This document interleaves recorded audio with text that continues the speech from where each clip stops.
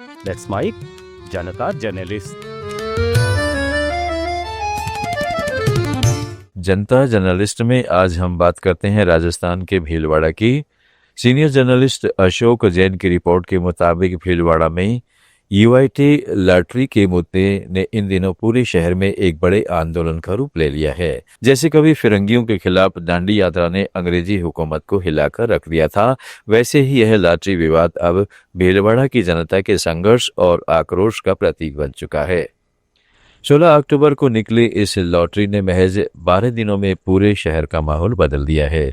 कहीं लॉटरी में भूखंड मिलने की खुशी है, तो कहीं अनियमितताओं और पक्षपात के आरोपों से उपजा गुस्सा सड़कों पर दिखाई दे रहा है। यूआईटी की इस लॉटरी को लेकर लगातार सवाल उठ रहे हैं। नगर विकास, न्याय प्रशासक एवं जिला कलेक्टर जसमीत संधू ने लॉटरी प्रक्रिया में गड़बड़ी की शिकायतें मिलने पर 4 तकनीकी अधिकारियों की जांच कमेटी गठित की है। वहीं दूसरी ओर न्यास सचिव ललित गोयल ने लॉटरी में असफल आवेदकों की पंजीयन राशि लौटाने का आदेश जारी कर दिया, जिससे प्रशासनिक असमंजस्य की स्थिति खड़ी हो गई है। लोगों का कहना है कि जब जांच अभी शुरू ही नहीं हुई तो धन वापसी के आदेश देना जांच की सार्थकता पर प्रश्न उठाता है। लॉटरी निकालते समय नगरीय विकास मंत्री जाबर सिंह खर्रा, निर्दलीय विधायक अशोक कोठारी, भाजपा पदाधिकारी और प्रशासनिक अधिकारी मौजूद थे, लेकिन जैसे ही कुछ आवेदकों ने सॉफ्टवेयर में छेड़छाड़ और नामों में अनियमितताओं की शिकायत की, वैसे ही माहौल गरमाने लगा। आरोप लगे कि लॉटरी की पारदर्शिता पर सवाल खड़े हो रहे हैं, क्योंकि कुछ नाम दोहराए गए हैं और कई आरक्षित कोटे में अपात्र लोगों के नाम सामने आए हैं। बाद में जयपुर से स्वयं मंत्री जावर सिंह खर्रा ने जांच के आदेश और कलेक्टर ने स्थानीय स्तर पर एक तकनीकी समिति बनाने के निर्देश दिए, लेकिन बैंकों द्वारा पंजीयन राशि वापस करने की प्रक्रिया ने इस जांच की उपयोगिता पर ही संदेह पैदा कर दिया है। मुख्यमंत्री भजनलाल शर्मा ने हर गरीब को घर दिलाने का संकल्प लिया था। उसी दिशा में यूआईटी ने शहर में 8 आवासीय योजनाओं के लिए 2 जून को आवेदन आमंत्रित किए थे। कुल 3081 भूखंडों के लिए विभिन्न आय वर्गों और आरक्षित श्रेणियों से आवेदन मंगवाए गए थे।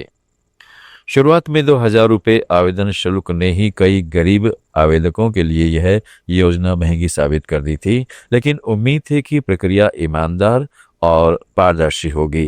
हालांकि समय समय पर लॉटरी की घोषणाओं में देरी, तारीखों में बदलाव और अनंततः 16 अक्टूबर को हुई लॉटरी में भारी विसंगतियां सामने आने से लोगों का भरोसा टूट गया।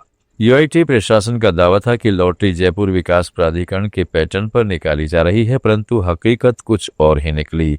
अनुसूचित जनजाति आरक्षित कोटे में सामान्य वर्ग के नाम सामने आए। एक परिवार के 3-3 सदस्यों को भूखंड मिल जाना और कई लोगों के एक ही नाम पर 2-2 भूखंड निकलना गंभीर सवाल खड़े करता है। इससे भी बड़ी बात यह सामने आई है कि कुछ भूखंड कर्मचारियों के परिजनों के नाम पर आवंटित हुए, जिससे निष्पक्षता पर और संदेह गहरा गया। इन घटनाओं के बाद जनता में रोष फैल गया। शहर में मौजूदा और पूर्व भाजपा जिला अध्यक्षों सहित कई पदाधिकारियों ने मुख्यमंत्री के नाम ज्ञापन सौंपकर पूरी प्रक्रिया की उच्च स्तरीय जांच की मांग की है। अब भीलवाड़ा 2 गुटों में बढ़ गया है। एक गुट लॉटरी की पारदर्शिता पर सवाल उठाते हुए इसे रद्द करने की मांग कर रहा है, जबकि दूसरा गुट, जिसमें लॉटरी में सफल हुए आवेदक शामिल है, इसका समर्थन कर रहा है। सोमवार को बारिश के बीच सफल आवेदकों ने कलेक्ट्रेट तक आभार मार्च निकालते हुए जिला कलेक्टर जसमीत संधू का धन्यवाद किया। वहीं असफल आवेदक अब भी जांच की मांग पर अड़े हुए हैं और पारदर्शी प्रक्रिया की उम्मीद कर रहे हैं। यूआईटी के कामकाज में दलालों और प्रभावशाली लोगों की भूमिका को लेकर पहले भी शहर में चर्चाएं होती रही हैं। लोगों का कहना है कि इस बार भी वही पुराना खेल खेला गया है। कुछ लोगों ने यह भी आरोप लगाए हैं कि जिन प्रभावशाली व्यक्तियों के पहले से बड़े बड़े मकान और प्लॉट हैं, उनके नाम इस लॉटरी में सूची में पाए गए, जबकि सच्चे पात्र जो अब भी घर के सपने देख रहे हैं, खाली हाथ रह गए।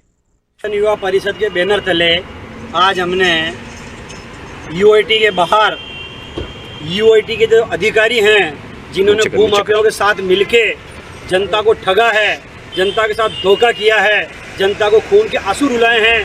जनता उम्मीद करके बैठी हुई थी गरीब तबके के लोग उम्मीद करके बैठे हुए थे हमारे प्लॉट खुलेगा, हमारे भी खुद का घर होगा, हमारे भी खुद का प्लॉट होगा। इन्होंने जनता को ठगते हुए इन्होंने जो भूमाफिया हैं, जो बड़े बड़े जो किंग हैं पैसों के, जो बड़े बड़े सेठ हैं, उनके प्लॉट खोल दिए और जनता को ठगा है। उन जनता के समर्थन में आज सनातन युवा परिषद ने, इनके कार्यकर्ताओं ने, हम सब ने मिलके आज हमने पार्टी प्रत्याशी महेंद्र जी बिश्नोई के साथ मिलके, बनवारी जी गार्डरी हैं, पूरण जी गार्डरी, सबके साथ मिलके आज हमने सद्बुद्धि। भीलवाड़ा की यह लॉटरी अब महज एक आवासीय योजना नहीं रह गई है, बल्कि यह जनता के विश्वास और प्रशासनिक पारदर्शिता की परीक्षा बन चुकी है।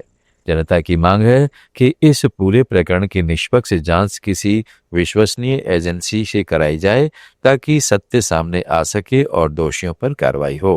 जनमानस यह देखना चाहता है कि क्या सरकार इस बार वास्तव में पारदर्शिता पर खरा उतरती है या फिर यह मामला ही अन्य विवादों की तरह समय के साथ ठंडा पड़ जाएगा। भीलवाड़ा के इस प्रकरण ने यह साफ कर दिया है कि जनता अब बिना सवाल किए चुप नहीं बैठेगी। अब यह केवल एक लॉटरी की प्रक्रिया नहीं बल्कि जवाबदेही, पारदर्शिता और लोगों के हक की लड़ाई बन चुकी है। शहर की सड़कों पर गूंज रही आवाज यही कहती है कि जब तक सच्चाई सामने नहीं आती तब तक यह आंदोलन जारी रहेगा। आखिरकार हर गरीब को घर दिलाने का सपना तभी साकार हो पाएगा जब व्यवस्था सचमुच हर व्यक्ति के साथ न्यायपूर्ण व्यवहार हो। जनता जर्नलिस्ट में हम बात करते हैं ऐसे ही सीधे आपसे जुड़े हुए मुद्दों की और कोशिश करते हैं गहराई से पड़ताल की।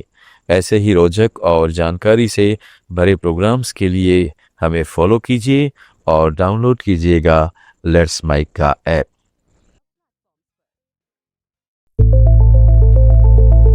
It's time for news. It's time for more than radio. Presenting the first radio news app, Let's Mic. Let's Mic, a news-based app on your phone where you get to watch and listen news, talk shows, interviews, radio show podcasts. On Let's Mic, you get all relevant information of TV, print, radio, podcast, and digital. Let's Mic talks about every segment of life.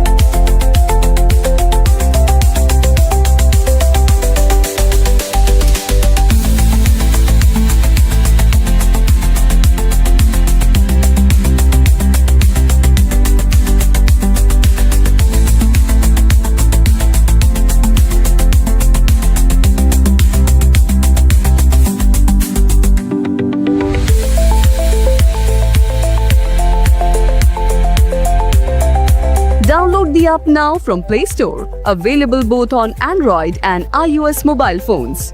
Follow us on YouTube, Instagram, Twitter, LinkedIn, Facebook, Telegram, WhatsApp, Snapchat. Let's talk, let's connect, and let's mic.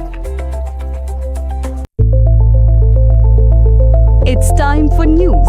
It's time for more than radio. Presenting the first radio news app, Let's Mic. Let's Mic, a news-based app on your phone where you get to watch and listen news, talk shows, interviews, radio show podcasts. On Let's Mic, you get all relevant information of TV, print, radio, podcast, and digital. Let's Mic talks about every segment of life.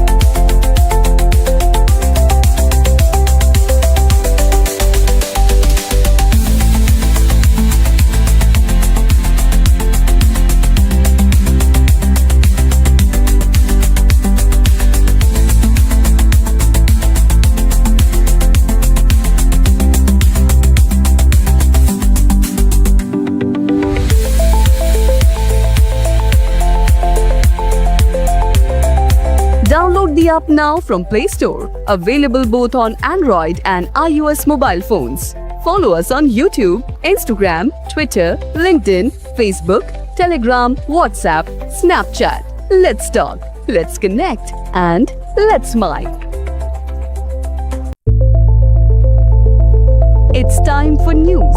It's time for more than radio. Presenting the first radio news app, Let's Mic. Let's Mic, a news-based app on your phone where you get to watch and listen news, talk shows, interviews, radio show podcasts. On Let's Mic, you get all relevant information of TV, print, radio, podcast, and digital. Let's Mic talks about every segment of life.